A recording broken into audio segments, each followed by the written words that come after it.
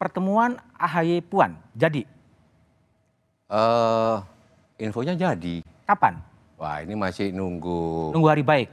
Bukan, nunggu kesesuaian waktu lah antara kedua beliau ini.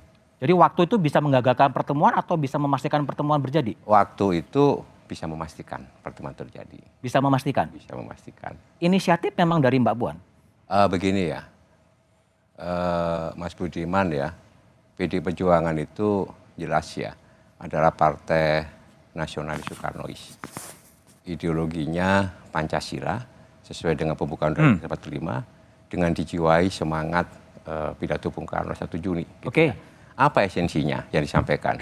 Esensinya adalah kalau untuk kepentingan bangsa dan negara ke depan, untuk kesinambungan pembangunan, maka PD Perjuangan akan membangun komunikasi. Oke, kepentingan bangsa dan negara apa sampai kemudian Mbak Puan dan Mas Ahaye harus ketemu?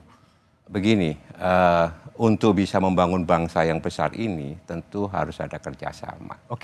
Kerjasama antar partai politik, kerjasama dengan organisasi-organisasi kemasyarakatan, salah satunya dengan kerjasama dengan Partai Demokrat. Jadi jangan kemudian diturunkan ke tingkat yang lebih rendah. Apa itu? Misalnya untuk misalkan menarik misalkannya Pak AHY ya dari poros yang sekarang dibangun. Enggak.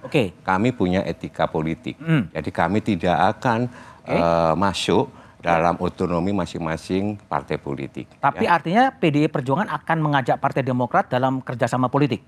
Ya, kerjasama politik itu macam-macam bentuknya. Ya kan? Maka perlu ada dialog, ada komunikasi.